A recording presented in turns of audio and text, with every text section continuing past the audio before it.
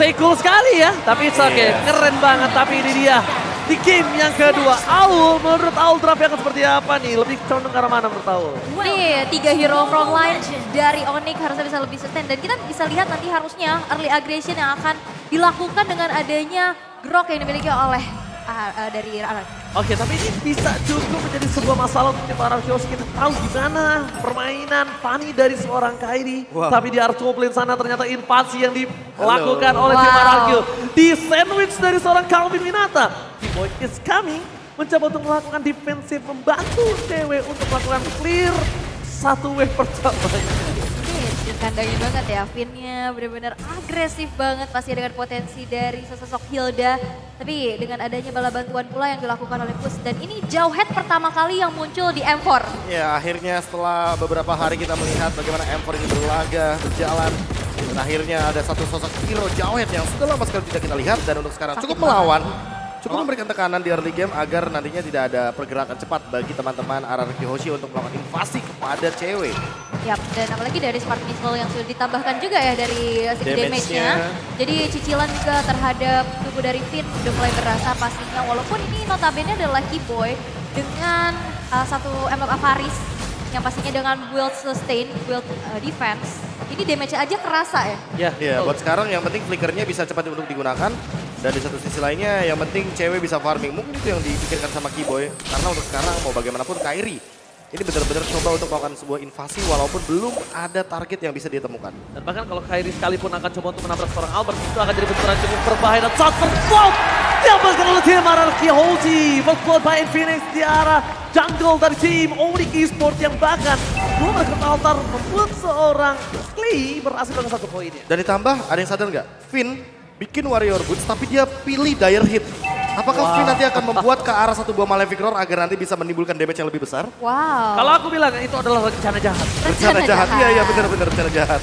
Oke, dan ini juga akan menjadi rencana untuk RRQ di mana Turtle slain by UBS Gold berhasil untuk diamankan. Sejauh ini First Blood dan Turtle menjadi sebuah keunggulan pula yang akan diamankan dan item-itemnya belum ada sepatu. Ini masih menjadi template build untuk sesosok marksman satu sama lain dan Swift Crossbow sudah selesai di tangan Skyline. Iya, dan ditambah teman-teman bisa melihat detailnya bahwa untuk saat ini ada invasi ke arah jungle dan Kairi masih mampu untuk survive dari serangan di early game yang dibawakan oleh RRQ Hoshi. Sehingga untuk saat ini pun kayaknya belum ada pergerakan-pergerakan yang begitu beresiko. Baik dari Onyx dan juga RRQ. Hanya saja Kairi kehilangan orange buff-nya. Dan Skylar sebenarnya terancam di sini. Oke, dihindari dengan ada satu buah flicker pula. Dan Steel Cable masih belum bisa menjangkau sesosok Skylar di arah top lane yang 7. Walaupun di sana ada dua rekannya dari Onyx yang mau coba untuk langsung saja backup. Tapi gak mau terlalu greedy, gak mau terlalu gegabah. Bermain hati-hati dan sekarang ada keramaian. Oke, bakal ada coba tabrak game yang sekarang seorang cewek. Bakal coba dipaksa. All in akan coba dilakukan dan bahkan di time in oleh seorang Albert. Diselamatkan oleh Deden from Bogor. Kim akan menjadi korban kedua. Deden from Bogor save the day. Berhasil mengcopy pergerakan seorang Sans dan ini dia ketika Profesor tadi nanya di saat draft, Oji pilih yang mana antara Grok atau seorang Paramis. Of course Paramis dengan 3 picknya karena RRQ Hoshi bermain dengan template tabrak gamingnya. Lihat Albert gak kenal takut, Kairi bakal dikasih setelah coba dikumpang begitu saja.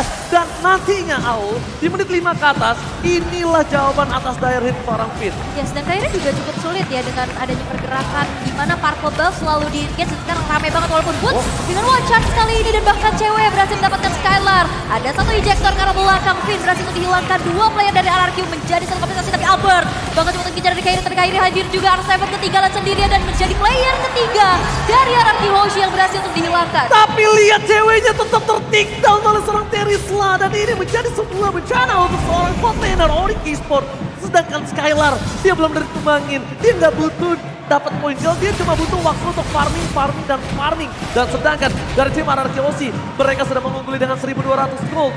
Permainan yang cukup berbeda dari RRQ adalah mereka tidak membuat seorang Albert menjadi tolak punggung utamanya mereka. Tapi mereka membuat seorang Albert menjadi tembok utamanya bahkan. Jujur ini poin kill yang bagus banget menuju kepada seorang cewek karena mau bagaimanapun dia tidak bisa farming 2 lane dan Skylar bahkan bisa dibilang sebuah misplay. Karena Skylar menghindari satu buah ejector dan Turtle akan mendapatkan satu buah kompensasi tanpa adanya trade di area top lane. Gimana Aul? Wow, itu benar-benar spesial di-create banget ya. Bahkan backup-nya di mana Turtle ternyata bisa diamankan oleh RRQ. Ini Bener-bener berbeda banget pastinya. Dan sekarang bahkan Onyx dalam keadaan tertinggal dari segi goldnya 1.700 yang dikumpulkan. Dan bahkan dengan pembawaan dari sesosok Faramis, sejauh ini belum ada team fight compact yang dibawakan oleh Onyx. Ya, benar banget. Dan bahkan kompleksitinya juga berbeda sih. Kayak di game yang pertama kan kita melihat ada beberapa hero yang emang langsung bisa lockdown. Betul. Buat sekarang tuh skill shotnya terlalu banyak. Ada penalty zone, ada wild charge juga.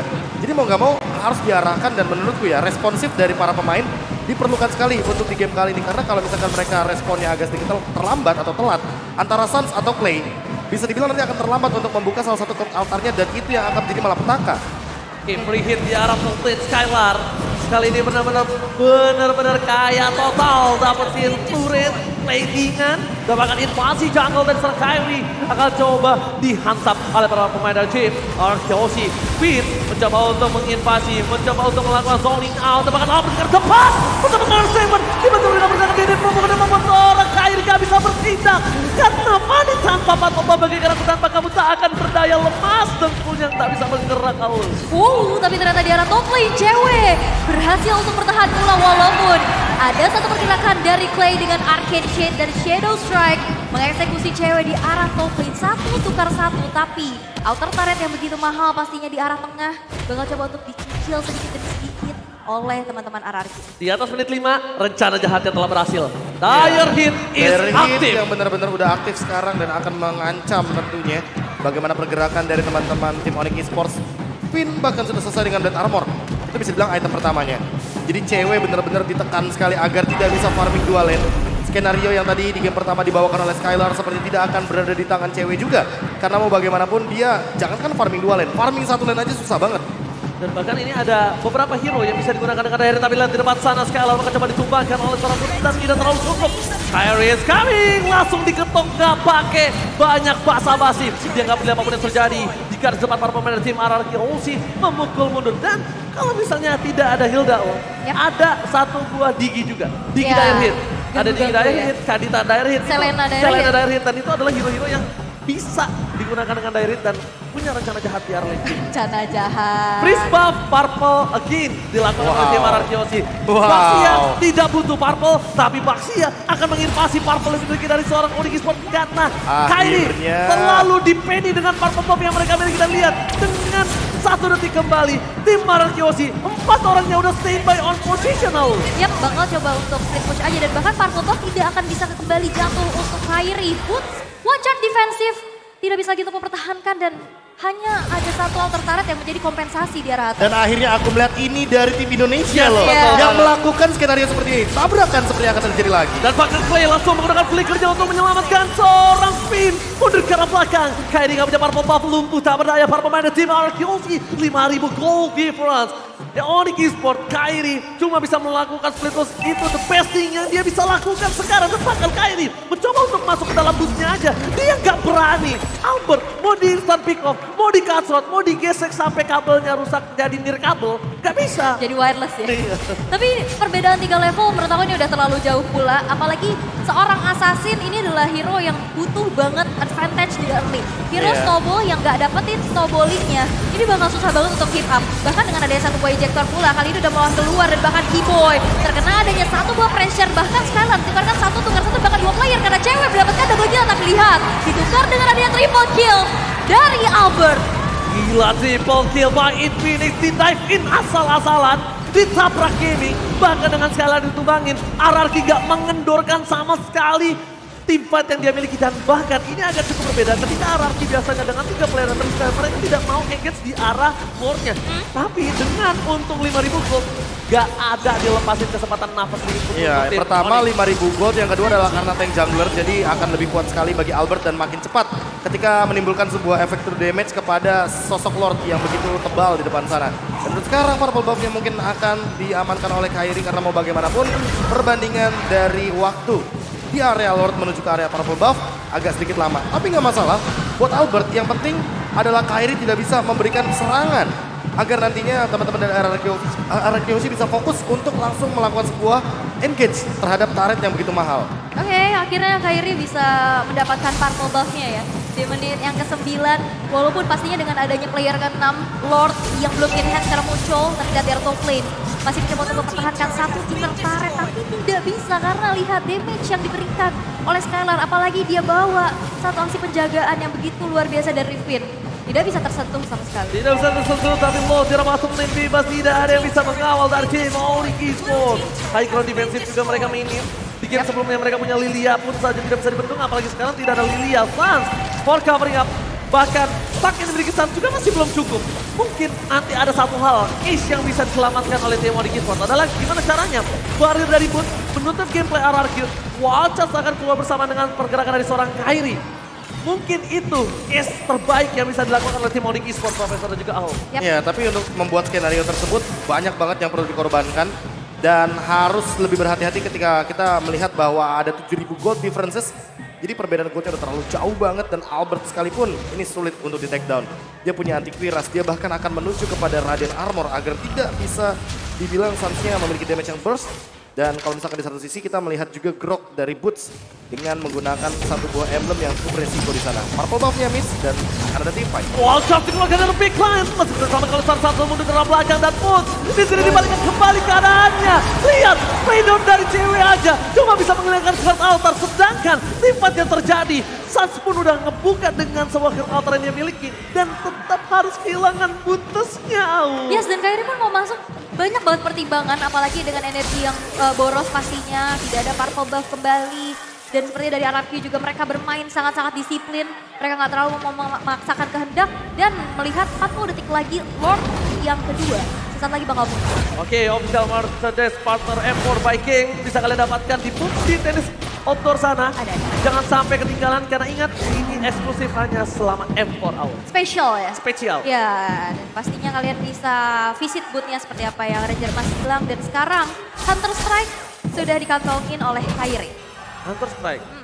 Lebih memilih ke arah damage atau defense kalau Owl sendiri ketika Fanny-nya berada di dalam kondisi seperti ini? Butuh damage sih. Butuh damage ya, maupun defense Stun juga. ya? Apalagi kalaupun defense juga dari segi atribut yang sudah dimiliki oleh teman-teman RRQ dengan 9.000 gold kumpul, gak cukup. Gak cukup sama sekali. Malah menurutku yang tidak boleh dilakukan oleh Onyx adalah jangan memunculkan Sans-nya dalam team fight. Agar klien-nya tidak bisa mengambil satu buah Cloud Altar.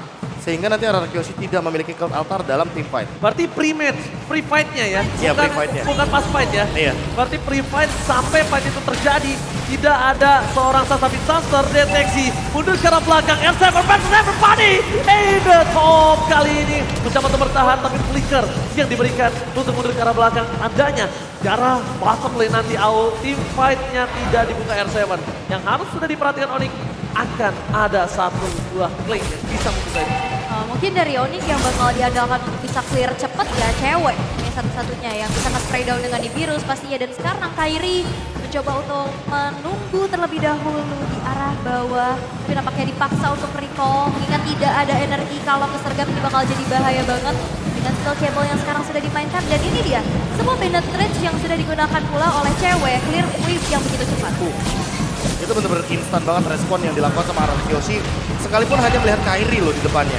Dan untuk sekarang Clay masih belum mendapatkan satu buah IMU-nya. Benar-benar dalam posisi yang Sans tidak bisa disentuh. Dan itu bagus sekali, tapi lihat Kairi terperangkap.